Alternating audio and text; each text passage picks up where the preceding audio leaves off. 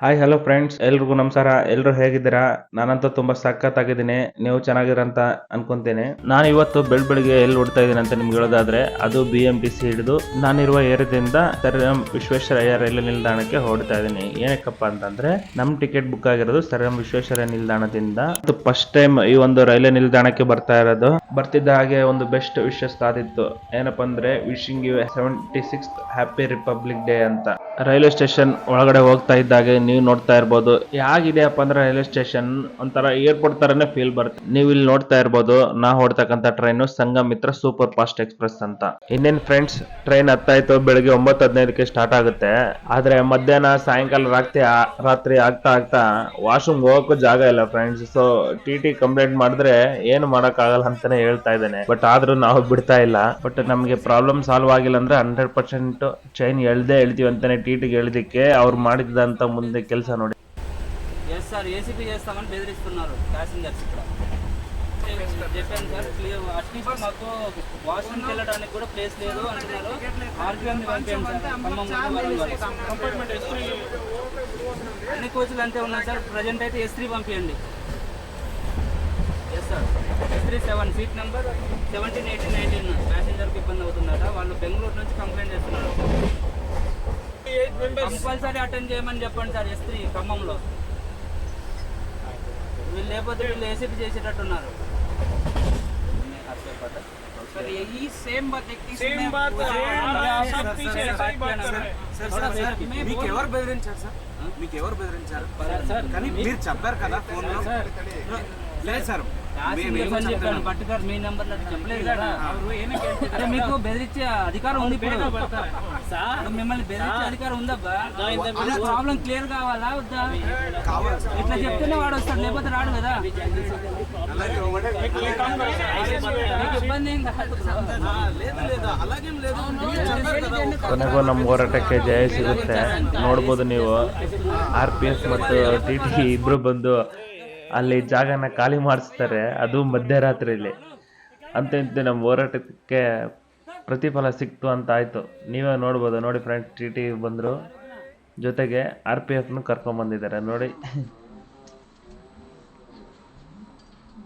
ಓ ಇನ್ನೇನು ಬೆಳಕರಿತು. ನೋಡ್ಬೋದು ಫ್ರೆಂಡ್ಸ್, ನೀವೇ ಒಂದಿನ ಕಂಪ್ಲೀಟ್ ಆಯ್ತು ಟ್ರೈನ್ ಜರ್ನಿ. ನೋಡಿ ಫ್ರೆಂಡ್ಸ್, ಇದು ಇಟಾರ್ಸಿ ಜಂಕ್ಷನ್ ಅಂತ 5 ನಿಮಿಷ ಟೈಮ್ ಇತ್ತು. ಸೊ 5 ನಿಮಿಷದಲ್ಲಿ ಏನೆಲ್ಲ ಬರ್ತಾ ಇದ್ದೆ ಅಂತ ನೀವೇ ನೋಡ್ಬೋದು ಫ್ರೆಂಡ್ಸ್. ಫ್ರೆಶ್ ಅಪ್ ಯಾವ ತರ ಆಗ್ತಾ ಇದೀವಿ ಅಂದ್ರೆ ಅಲ್ಲೇ ರೈಲ್ವೆ ಸ್ಟೇಷನ್ ಅಲ್ಲೇ ಬ್ರಷ್ ಮಾಡ್ಬಿಟ್ಟು ಅಲ್ಲೇ ಫ್ರೆಶ್ ಅಪ್ ಆಗ್ತಾ ಇರೋದು. ನೋಡ್ಬೋದು ಫ್ರೆಂಡ್ಸ್, ಇಟಾರ್ಸಿ ಅಂತ ಜಂಕ್ಷನ್ 5 ನಿಮಿಷದಲ್ಲಿ ಫ್ರೆಶ್ ಅಪ್ ಆಗಿದ್ದು ನೀವೇ ನೋಡ್ಬೋದು. ಇದಾದ ನಂತರ ಟ್ರೈನಲ್ಲಿ ಯಾವ ತರ ನಾವು ದೇವ್ರ ಜಪವನ್ನು ಮಾಡ್ತೇವೆ ಅಂತ ನೀವೇ ನೋಡ್ಬೋದು.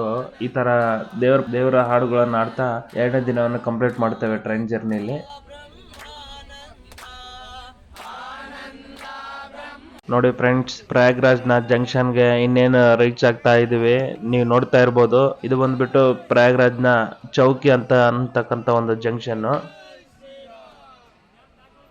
ನೋಡಿ ಫ್ರೆಂಡ್ಸ್, ಈಗ ತಾನೇ ರೈಲ್ವೆ ಸ್ಟೇಷನ್ ಅಲ್ಲಿ ಇಳ್ಕೊಂಡಿದ್ವಿ ಪ್ರಯಾಗ್ರಾಜ್ನ ಚೌಕಿ ಅಂತಕ್ಕಂಥ ಒಂದು ಜಂಕ್ಷನ್ ಅಲ್ಲಿ. ನೀವು ನೋಡ್ಬೋದು, ಅಂತೂ ಇಂತೂ ಸೇಫ್ ಆಗಿ ರೀಚ್ ಆಗಿದ್ವಿ. ಸೊ ಇಲ್ಲಿಂದ ನಾವು ತ್ರಿವೇಣಿ ಸಂಗಮಕ್ಕೆ ಓಡುವಂಥದ್ದು. ಅದು ಯಾವ ರೀತಿ ಓಡುವಂಥದ್ದು ಅಂತಂದ್ರೆ ನೀವು ಇಲ್ಲಿ ನೋಡ್ತಾ ಹೋಗ್ಬೋದು. ಇಲ್ಲಿನ ಪಬ್ಲಿಕ್ ಟ್ರಾನ್ಸ್ಪೋರ್ಟ್ ಯಾವ ಥರ ಎಲ್ಲ ಇದೆ ಅಂತ ಅನ್ನೋದಾದ್ರೆ ನೋಡಿ ಫ್ರೆಂಡ್ಸ್, ಇದು ಶೇರ್ ಆಟೋ. ನಾವು ರೈಲ್ವೆ ಸ್ಟೇಷನ್ನಿಂದ ತ್ರಿವೇಣಿ ಸಂಗಮಕ್ಕೆ ಯಾವ ರೀತಿ ಹೋಗ್ತಾ ಇದೀವಿ ಅಂತ ಅನ್ನೋದಾದ್ರೆ ನೀವು ನೋಡ್ಬೋದು, ಅದು ಶೇರ್ ಆಟೋದಲ್ಲಿ. ಇನ್ನೊಂದು ಮಜಾ ಏನಪ್ಪಾ ಅಂತಂದ್ರೆ ನೋಡಿ ಫ್ರೆಂಡ್ಸ್, ಎಂತೆಂಥ ಆಟದಲ್ಲೆಲ್ಲ ಹೋಗ್ತಾ ಇದೀವಿ, ಎಂತೆಂಥ ಎಕ್ಸ್ಪೀರಿಯನ್ಸ್ ಎಲ್ಲ ಮಾಡ್ತಾ ಇದೀವಿ ನೋಡ್ಬೋದು. ಅಂತೂ ಇಂತೂ ತ್ರಿವೇಣಿ ಸಂಗಮದ ದಡದಲ್ಲಿ ನಾವಿದ್ದೀವಿ, ನೋಡ್ತಾ ಇರ್ಬೋದು ಫ್ರೆಂಡ್ಸ್.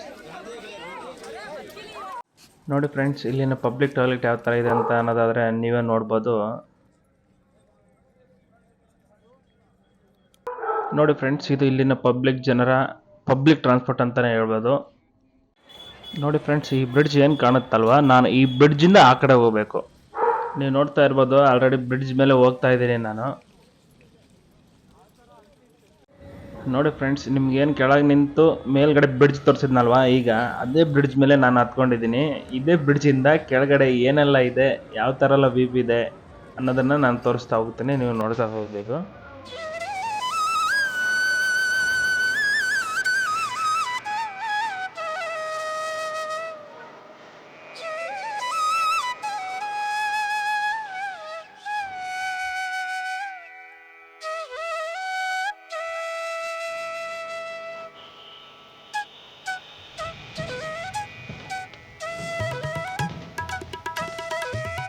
ನೋಡಿ ಫ್ರೆಂಡ್ಸ್, ವಿಶ್ವ ಹಿಂದೂ ಪರಿಷತ್ ಅಂತ ಏನು ಬಲೂನ್ ಹಾರಾಡ್ತಾ ಇದೆಯಲ್ಲ, ಇದು ನಾವು ಹೋಗ್ತಕ್ಕಂಥ ಜಾಗ, ಅಂದ್ರೆ ನಾವು ಉಳ್ಕೊಳ್ಳುವಂಥ ಜಾಗ. ನಾವು ಉಳ್ಕೊಳ್ಳುವಂಥ ಜಾಗವನ್ನ ಇಲ್ಲಿ ಸೆಕ್ಟರ್ ಅಂತ ಕರೀತಾರೆ. ಅಂದ್ರೆ ನಾವು ಉಳ್ಕೊಂಡಿರುವಂಥ ಜಾಗ ಒಂದು ಸೆಕ್ಟರ್ 18 ಅಂತ. ಹಾಗಾದ್ರೆ ಈ ಸೆಕ್ಟರ್ 18 ನಲ್ಲಿ ಏನೆಲ್ಲ ನಾವು ನೋಡ್ಬೋದು ಅಂತ ಅನ್ನೋದಾದ್ರೆ, ನೋಡಿ ಫ್ರೆಂಡ್ಸ್, ಇಲ್ಲಿ ಹಿಂದೂ ಧರ್ಮಕ್ಕೆ ಸಂಬಂಧಪಟ್ಟಂತ ಕಾರ್ಯಕ್ರಮಗಳು ನಡೀತಾನೆ ಇರ್ತವೆ. ನಾವಿರ್ತಕ್ಕಂಥ ಸೆಕ್ಟರ್ ಅಲ್ಲಿ ಶ್ರೀರಾಮನ ಮೂರ್ತಿ ಸ್ಥಾಪನೆ ಮಾಡಿರ್ತಾರೆ. ನೋಡಿ ಫ್ರೆಂಡ್ಸ್, ನಾನು ಎಲ್ಲಿ ಉಳ್ಕೊಂಡಿದ್ದೆ ಅಂತ ಅನ್ನೋದನ್ನ ತೋರಿಸ್ತಾ ಹೋಗ್ತೇನೆ. ಇವೆಲ್ಲ ಏನು ಕಾಣ್ತಾ ಇದೆಯಲ್ಲ, ಇವೆಲ್ಲ ನಾವು ಉಳ್ಕೊಳ್ಳುವಂಥ ಜಾಗ. ನಾವು ಬಂದ್ಬಿಟ್ಟು ಈ ಒಂದು ಜಾಗದಲ್ಲಿ ಉಳ್ಕೊಂಡಿದ್ದು. ಇಲ್ಲಿ ಏನೆಲ್ಲ ಸೌಲಭ್ಯಗಳು ಇತ್ತು ಅಂತ ಅನ್ನೋದಾದ್ರೆ, ನೋಡಿ ಫ್ರೆಂಡ್ಸ್, ಇಲ್ಲೆಲ್ಲ ಏನು ಕಾಣ್ತಾ ಇದೆ, ಒಂದೊಂದು ಬೆಡ್ಡು, ಒಂದೊಂದು ಬೆಡ್ಶೀಟು, ಇದು ಫ್ರೀಯಾಗಿ ಕೊಡುವಂಥದ್ದು ಇಲ್ಲಿನ ಉಳ್ಕೊಳ್ಳುವಂಥ ಜನರಿಗೆ. ನೋಡಿ ಫ್ರೆಂಡ್ಸ್, ಯಾರು ಬಂದರೂ ಅವ್ರಿಗೆಲ್ಲ ಉಳ್ಕೊಳ್ಳೋಕೆ ಜಾಗ ಕೊಡಲ್ಲ. ಯಾರಿಗೆ ಕೊಡ್ತಾರಪ್ಪ ಅಂತ ಹೇಳೋದಾದ್ರೆ, ಊರಲ್ಲಿ ದೇವಸ್ಥಾನಗಳಲ್ಲಿ ಯಾರೆಲ್ಲ ಸ್ವಯಂ ಸೇವೆ ಮಾಡ್ತಾರೋ ಅಂಥವ್ರಿಗೆ ಈ ಒಂದು ಜಾಗವನ್ನು ಫ್ರೀಯಾಗಿ ಕೊಡ್ತಾರೆ. ಈ ಒಂದು ಜಾಗದಲ್ಲಿ ನನಗೆ ಉಳ್ಕೊಳ್ಳೋಕ್ಕೆ ವ್ಯವಸ್ಥೆ ಮಾಡಿಕೊಟ್ಟಂತ ನನ್ನ ಎಲ್ಲ ಸ್ನೇಹಿತರಿಗೂ ತುಂಬ ಹೃದಯ ಧನ್ಯವಾದಗಳು. ನಾವೀಗ ಪ್ರಸಾದಕ್ಕೆ ಸರದಿ ನಿಂತ್ಕೊಂಡಿದ್ದೇವೆ. ನೋಡ್ಬೋದು ಫ್ರೆಂಡ್ಸ್, ಇಲ್ಲಿ ಫ್ರೀಯಾಗಿ ಪ್ರಸಾದ ಸಿಗುತ್ತೆ. ಇಲ್ಲಿ ಬರ್ತಕ್ಕಂಥ ಭಕ್ತಾದಿಗಳಿಗೆ ಸುಮಾರು ಜಾಗದಲ್ಲಿ ಫ್ರೀಯಾಗಿ ಬೆಳಗಿನ ತಿಂಡಿ, ಮಧ್ಯಾಹ್ನದ ಊಟ, ರಾತ್ರಿ ಊಟ ಫ್ರೀಯಾಗಿ ಸಿಗುತ್ತೆ. ಈ ಥರ ಸುಮಾರು ಕಡೆನೂ ಪ್ರಸಾದ ಥರ ನೀಡಲಾಗ್ತಾ ಇರುತ್ತೆ. ನಾವೀಗ ಫ್ರೆಶ್ ಅಪ್ ಆಗಲು ಗಂಗಾ ನದಿಗೆ ಸ್ನಾನ ಮಾಡಲು ಹೊರಡ್ತಾ ಇದ್ದೇವೆ. ನೀವು ನೋಡ್ಬೋದು, ನಾವಿರ್ತಕ್ಕಂಥ ಜಾಗ ಗಂಗಾ ನದಿಯ ದಡದಲ್ಲಿದ್ದೇವೆ. ಇನ್ನೇನು ಫ್ರೆಂಡ್ಸ್, ಗಂಗಾ ನದಿಯಲ್ಲಿ ಸ್ನಾನ ಮಾಡಾಯಿತು.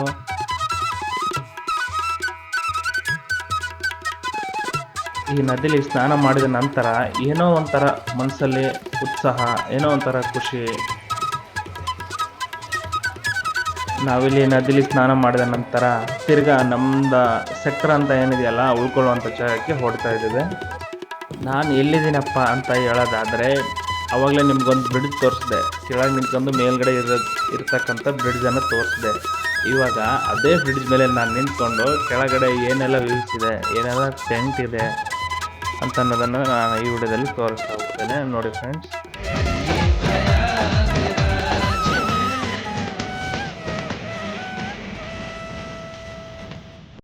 ನಾನಿವಾಗ ಎಲ್ಲಿ ಹೊಡ್ತಾ ಇದ್ದೀನಿ ಅಂತ ಹೇಳೋದಾದರೆ, ಕರ್ನಾಟಕದಿಂದ ಯಾರೆಲ್ಲ ನಾಗಸಾಧುಗಳು, ಅಘೋರಿಗಳು ಬಂದಿದ್ದಾರೋ ಅವ್ರನ್ನ ಮೀಟ್ ಮಾಡ್ಬೇಕಂತ ಹೊಡ್ತಾ ಇದ್ದೀನಿ. ನೀವು ಇಲ್ಲಿ ನೋಡ್ಬೋದು ಕರ್ನಾಟಕದ ನಾಗಸಾಧುಗಳನ್ನು.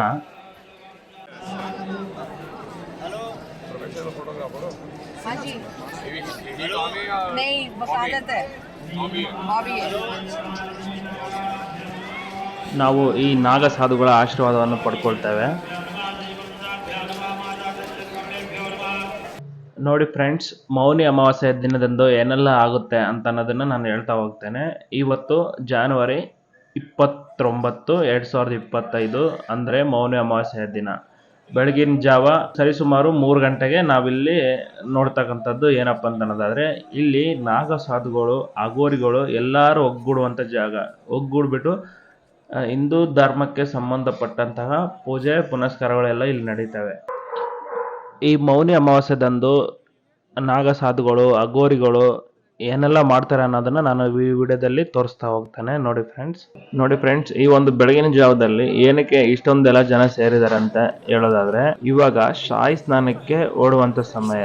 ಅಂತಂದ್ರೆ ನಾವು ತ್ರಿವೇಣಿ ಸಂಗಮದಲ್ಲಿ ಏನು ಸ್ನಾನ ಮಾಡ್ಬೇಕಂತ ಹೊರಡ್ತಾ ಇದ್ವಲ್ಲ, ಆ ಒಂದು ಸ್ನಾನಕ್ಕೆ ಈ ಒಂದು ಮೆರವಣಿಗೆ ರೂಪದಲ್ಲಿ ಹೋಗುವಂಥದ್ದು. ಅಂದ್ರೆ ಮೊದಲನೇದಾಗಿ ಈ ಸ್ವಾಮಿಗಳು, ಅಘೋರಿಗಳು, ನಾಗಸಾಧುಗಳು ಸ್ನಾನ ಮಾಡುವಂಥದ್ದು. ಅದಾದ ನಂತರ ಜನಸಾಮಾನ್ಯರು ಸ್ನಾನ ಮಾಡುವಂಥದ್ದು.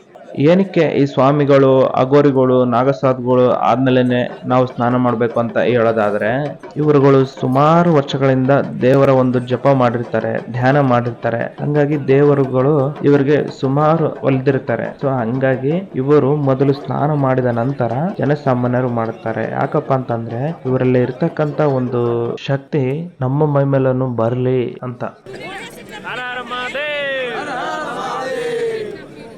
ನೋಡಿ ಫ್ರೆಂಡ್ಸ್, ಎಲ್ಲರೂ ಎಲ್ಲಿ ಹೋಗ್ತಾ ಇದ್ದಾರೆ ಅಂದರೆ ಶಾಹಿ ಸ್ನಾನಕ್ಕೆ ಓಡುವಂಥದ್ದು. ಬೆಳಗಿನ ಜಾವ ಸರಿಸುಮಾರು 5 ಗಂಟೆ ಹೊತ್ತಲ್ಲಿ ಶಾಹಿ ಸ್ನಾನಕ್ಕೆ ಎಲ್ಲರೂ ನಡ್ಕೊಂಡು ಹೋಗುವಂಥದ್ದು. ನೀವು ಇಲ್ಲಿ ಗಮನಿಸ್ಬೋದು, 5 ಗಂಟೆಗೆ ಬೆಳಗಿನ ಜಾವ ಇಷ್ಟೊಂದು ಫ್ರೀಯಾಗಿ ನಡ್ಕೊಂಡು ಹೋಗ್ತಾ ಇದೀವಿ ಅಂತಂದರೆ, ಇನ್ನೂ ಸ್ವಲ್ಪ ಹೊತ್ತಲ್ಲೇ ಅಂದರೆ ಸರಿಸುಮಾರು ಅರ್ಧ ಗಂಟೆ ಆಗ್ತಾ ಇದ್ದಂಗೆ ನೋಡಿ ಫ್ರೆಂಡ್ಸ್, ಎಷ್ಟೆಲ್ಲ ಜಾಮ್ ಆಗೋಗುತ್ತೆ, ಅಂದರೆ ಎಷ್ಟೆಲ್ಲ ತೊಂದರೆ ಉಂಟಾಗುತ್ತೆ ಅಂತ ನೀವು ನೋಡ್ತಾ ಹೋಗ್ಬೋದು. ನೋಡಿ, ಸ್ವಲ್ಪ ಬೆಳಕು ಆಗ್ತಾ ಇದ್ದಂತೆಯೇ ಎಷ್ಟೊಂದು ರಶ್ ಆಗುತ್ತೆ, ಎಷ್ಟೊಂದು ನೂಕು ನುಗ್ಗಾಟ ಆಗುತ್ತೆ ಅನ್ನೋದನ್ನು ನೀವು ನೋಡ್ಬೋದು. ನೋಡಿ ಫ್ರೆಂಡ್ಸ್, ಬೆಳಕಾಯಿತು. ಸರಿಸುಮಾರು 6 ಗಂಟೆ 6:15 ಗಂಟೆ ಹೊತ್ತಲ್ಲಿ ಎಷ್ಟೆಲ್ಲ ಜನ ಸೇರಿದ್ದಾರೆ, ಎಷ್ಟೆಲ್ಲ ಜನ ಸಮೂಹ ಇದೆ, ಎಷ್ಟೆಲ್ಲ ನುಗ್ಗಾಟ ಆಗುತ್ತೆ ಅನ್ನೋದನ್ನು ನೀವು ನೋಡ್ತಾ ಹೋಗ್ಬೋದು. ನೋಡಿ ಫ್ರೆಂಡ್ಸ್, ನಾವೀಗ ಶಾಹಿ ಸ್ನಾನಕ್ಕೆ ಹೊರಡ್ತಾ ಇದ್ದೇವೆ, ಅಂದರೆ ತ್ರಿವೇಣಿ ಸಂಗಮದಲ್ಲಿ ಸ್ನಾನ ಮಾಡಲು ಹೊರಡ್ತಾ ಇದ್ದೇವೆ. ನೀವು ಇಲ್ಲಿ ನೋಡ್ತಾ ಹೋಗ್ಬೋದು, ನಾವೀಗ ಬೋಟಲ್ಲಿ ಹೋಗ್ತಾ ಇದ್ದೇವೆ. ಅಂದರೆ ಒಬ್ಬ ವ್ಯಕ್ತಿಗೆ 400 ರೂಪಾಯಿ ಅಂತ ದುಡ್ಡು ಚಾರ್ಜ್ ಮಾಡ್ತಾರೆ ಇಲ್ಲಿ. ಅಂದರೆ 3 ನದಿ ಕಲಿಯುವಂಥ ಸ್ಥಳದಲ್ಲಿ ಹೋಗಿ ಸ್ನಾನ ಮಾಡಿಸ್ಕೊಂಡು ಬರ್ತಾರೆ. ನೋಡಿ ಫ್ರೆಂಡ್ಸ್, 3 ನದಿಗಳು ಸೇರಿ ಸಂಗಮವಾಗುವಂತಹ ಜಾಗಕ್ಕೆ ತ್ರಿವೇಣಿ ಸಂಗಮ ಅಂತ ಕರೀತಾರೆ. ನಾವೀಗ ಅಲ್ಲಿ ಸ್ನಾನ ಮಾಡಲು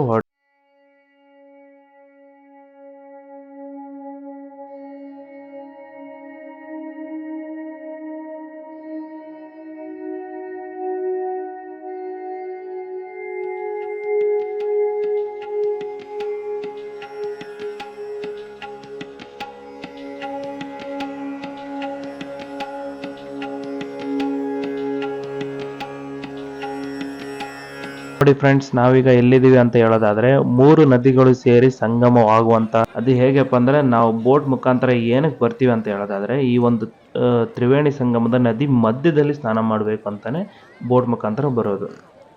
ನೋಡಿ ಫ್ರೆಂಡ್ಸ್, ಇಲ್ಲಿನ ಗಂಗಾ ಜಲವನ್ನು ನಾವು ತೀರ್ಥದ ರೂಪದಲ್ಲಿ ತೆಗೆದುಕೊಳ್ಳುವಂಥದ್ದು. ಕಾರಣಾಂತರದಿಂದ ಮನೆಯ ಕುಟುಂಬ ಸಮೇತ ಎಲ್ಲರೂ ಬರೋದಕ್ಕೆ ಆಗುವುದಿಲ್ಲ. ಸೊ ಆದ್ದರಿಂದ ಈ ಒಂದು ತೀರ್ಥವನ್ನು ಪ್ರಸಾದ ರೂಪದಲ್ಲಿ ಕೊಡೋದಕ್ಕೆ ತಗೊಂಡು ಹೋಗ್ತಾ ಇರೋದು. ನೋಡಿ ಫ್ರೆಂಡ್ಸ್, ನಾವೀಗ ತ್ರಿವೇಣಿ ಸಂಗಮದಲ್ಲಿ ಶಾಹಿ ಸ್ನಾನವನ್ನು ಮಾಡಿದೆವು. ನೋಡಿ ಫ್ರೆಂಡ್ಸ್, ಬೆಳಿಗ್ಗೆ 6 ಗಂಟೆ 58 ನಿಮಿಷ, ಅಂದರೆ ಎಕ್ಸಾಕ್ಟಾಗಿ 7 ಗಂಟೆ ಆದರೂ ಇಲ್ಲಿನ ಟೆಂಪ್ರೇಚರ್ ಎಷ್ಟಿದೆ ಅಂತ ಹೇಳೋದಾದರೆ 10 ಡಿಗ್ರಿ ಇದೆ. ಅದು ಬೆಳಿಗ್ಗೆ 7 ಗಂಟೆಯಲ್ಲೂ 10 ಡಿಗ್ರಿ ಇದೆ. ಎಲ್ಲೈತಪ್ಪ ಟೆಂಟು, ಹೆಂಗಪ್ಪ ಹುಡ್ಕೋದು? ಪಕ್ಕದಲ್ಲಿ ಏನು ಕಾಣ್ತಾ ಇಲ್ಲ, ಮುಂದೆ ಏನು ಕಾಣ್ತಾ ಇಲ್ಲ. ನೋಡ್ ಗುರು, ಎಲ್ಲಿ ಬಂದು ಇದೆಲ್ಲ ಗುರು, ಎಲ್ಲ ಬಂದಿದೆ. ಯಪ್ಪ, ಸತ್ಯವಾಗ್ಲಿ ಇದೆಲ್ಲ, ನಿಜವಾಗ್ಲಿ ಇದೆಲ್ಲ.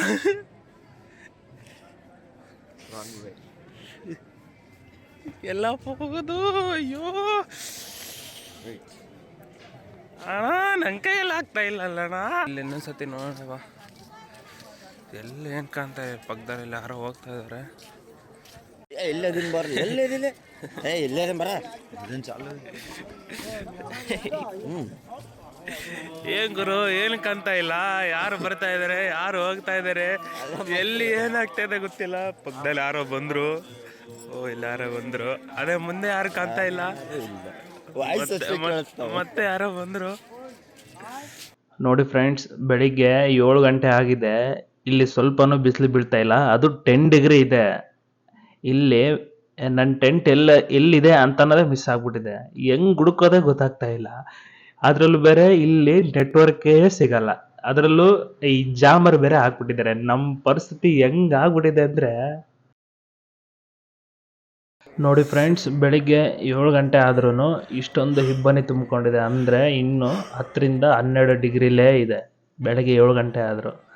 ನಾವೀಗ ಕಾಫಿ ಮತ್ತು ರಸ್ಕ್ ತಗೊಳ್ಳೋದಕ್ಕೆ ಸಾಲಲ್ಲಿ ನಿಂತ್ಕೊಂಡಿದ್ವಿ. ನೀವು ನೋಡ್ತಾ ಹೋಗ್ಬೋದು, ಎಲ್ಲರೂ ಅದಕ್ಕೆ ಅಂತಲೇ ನಿಂತ್ಕೊಂಡಿರೋದು. ಇನ್ನೊಂದು ಏನಪ್ಪ ಅಂತಂದರೆ, ಇಲ್ಲಿನ ಜನರು ಹೆಂಗಿರ್ತಾರಂತಾನೆ ಗೊತ್ತಿಲ್ಲ ಗುರು. ನೋಡಿ, ಆಲ್ರೆಡಿ ಬೆಳಗ್ಗೆ 7:15 ಆಗೋಗಿದೆ, ಆದರೂ ಇಷ್ಟೊಂದು ಇಬ್ಬನಿ ತುಂಬಿಕೊಂಡಿದೆ. ಅಂದರೆ ಇಲ್ಲಿನ ಜನರು ಅದು ಹೆಂಗಿರ್ತಾರೋ, ಹೆಂಗೆ ವಾಸ ಮಾಡ್ತಾರೋ ಈ ಒಂದು ಟೆಂಪ್ರೇಚರಲ್ಲಿ, ಈ ಒಂದು ವಾತಾವರಣದಲ್ಲಿ, ತುಂಬ ಕಷ್ಟ ಗುರು. ಗುರು, ಎಲ್ಲೈತೆ ಗುರು ನಮ್ಮ ಟೆಂಟು? ಹೆಂಗಪ್ಪ ಹೋಗೋದು? ನೆಟ್ವರ್ಕ್ ಬೇರೆ ಬರಲ್ಲ, ಇಂಟರ್ನೆಟ್ ಬೇರೆ ಸಿಗೋದೇ ಇಲ್ಲ. ಎಲ್ಲಿ ಏನು ಎತ್ತಕ್ಕಾಗ್ತಾನೆ ಇಲ್ಲಲ್ಲ ಗುರು. ಬಂದೆ ಗುರು. ಜೀವನ ತುಂಬ ಕಷ್ಟ ಗುರು. ಕೊನೆಗೂ ಅಂತ ಇಂಥ ಬಂದೆ ಗುರು ನಮ್ಮ ಟೆಂಟು. ಮೈ ಗುಡ್ನೆಸ್, ಇಂಥ ಫೈನಲಿ ರೀಚ್ ಆದೆ. ಇದ್ದೆ ನಮ್ಮ ಟೆಂಟು. ಹೆಂಗಿದೆ ಫ್ರೆಂಡ್ಸ್ ಟೆಂಟು? ಸಖತ್ತಾಗಿದೆ ಗುರು. Super super super. ನಾವೀಗ ಎಲ್ಲಿಗೆ ಹೋಗ್ತಾ ಇದೀವಪ್ಪ ಅಂತ ಹೇಳೋದಾದ್ರೆ ಡಿಜಿಟಲ್ ಮಹಾಕುಂಭ ಎಕ್ಸ್ಪೀರಿಯನ್ಸ್ ಮಾಡಕ್ ಹೋಗ್ತಾ ಇದೀವಿ. ಅಂದ್ರೆ ಈ ಕುಂಭಮೇಳದಲ್ಲಿ ನಡ್ತಕ್ಕಂಥದ್ದೆಲ್ಲದನ್ನು ಒಂದೇ ಒಂದು ಸ್ಕ್ರೀನಲ್ಲಿ ನೋಡಿದ್ರೆ ಹೆಂಗಿರುತ್ತೆ ಅಂತ ಅನ್ನೋದನ್ನ ನೋಡ್ಬೇಕಂತ ಹೊರಟಿದೀವಿ. ಆದ್ರೆ ಅದು ಸದ್ಯಕ್ಕೆ ಕ್ಲೋಸ್ ಮಾಡಿದ್ರು. ನೋಡಿ ಫ್ರೆಂಡ್ಸ್, ನೀವೀಗ ಇಲ್ಲಿನ ಪ್ರಸಿದ್ಧಿಯಾಗಿರ್ತಕ್ಕಂಥ ಆಂಜನೇಯ ದೇವಸ್ಥಾನವನ್ನು ಇಲ್ಲಿ ಬಡೆ ಹನುಮಾನ್ ಅಂತ ಕರೀತಾರೆ. ನಾವಿಲ್ಲಿ ನೋಡ್ತಾ ಹೋಗ್ಬೋದು ಇಲ್ಲಿನ ಆಂಜನೇಯ ವಿಗ್ರಹ ಮೂರ್ತಿ ಪ್ರತಿಷ್ಠಾಪನೆ ಯಾವ ಥರ ಇದೆ ಅಂತ ಅನ್ನೋದನ್ನು ನಾನು ಈ ವಿಡಿಯೋದಲ್ಲಿ ತೋರಿಸ್ಕೊಡ್ತಾ ಹೋಗ್ತಾ ಇದ್ದೀನಿ. ನೀವು ಇಲ್ಲಿ ನೋಡ್ಬೋದು.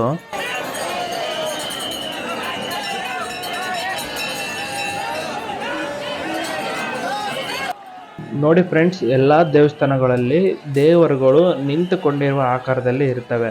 ಆದರೆ ಇಲ್ಲಿನ ಬಡೆ ಹನುಮಾನ್ ಅಂತಕ್ಕಂಥ ದೇವಸ್ಥಾನದಲ್ಲಿ ಆಂಜನೇಯ ವಿಗ್ರಹವು ನೆಲ ಸಮದಲ್ಲಿ ಇರುವಂತಹದ್ದು. ನೋಡಿ ಫ್ರೆಂಡ್ಸ್, ನಾವೀಗ ದೇವರ ದರ್ಶನವನ್ನು ಮಾಡಿಕೊಂಡು ಆಚೆ ಬರ್ತಾ ಇದ್ದೇವೆ. ನಾವೀಗ ಎಲ್ಲಿ ಹೋಗ್ತಾ ಇದೀವಿ ಅಂತ ಹೇಳೋದಾದ್ರೆ ನದಿಯ ಮಧ್ಯದಲ್ಲಿದ್ದೇವೆ. ಅಂದ್ರೆ ದೇವಸ್ಥಾನ ಇರುವಂಥದ್ದು ನದಿ ಈ ಕಡೆಯಿಂದ ಮತ್ತು ನಾವು ಉಳ್ಕೊಳ್ಳುವಂಥ ಜಾಗ ಸೆಕ್ಟರ್ ಏನಿದೆಯಲ್ಲ ಅದು ನದಿಯ ಆ ಕಡೆ ಇರುವಂಥದ್ದು. ಸೊ ಹಂಗಾಗಿ ನದಿಯನ್ನು ನಾವೀಗ ಎಲ್ಲಿದ್ದೀವಿ ಅಂತ ಹೇಳೋದಾದ್ರೆ ನಾಗಸಖಿ ಅಂತ ಪ್ರಸಿದ್ಧಿ ಆಗಿರುವಂಥ ದೇವಸ್ಥಾನದಲ್ಲಿದ್ದೀವಿ. ಅಂದರೆ ಇಲ್ಲಿ ಶಿವ ಅಂತಕ್ಕಂಥ ದೇವರು ಮತ್ತು ನಾಗಸರ್ಪ ಅಂತಕ್ಕಂಥ ದೇವರು ಇಲ್ಲಿ ಪ್ರಸಿದ್ಧಿ ಆಗಿರುವಂಥದ್ದು. ನೀವು ಇಲ್ಲಿ ನೋಡ್ತಾ ಹೋಗ್ಬೋದು ಇಲ್ಲಿನ ದೇವಸ್ಥಾನ ಯಾವ ಥರ ಇದೆ ಅಂತ ಹೇಳೋದಾದರೆ. ನೋಡಿ ಫ್ರೆಂಡ್ಸ್,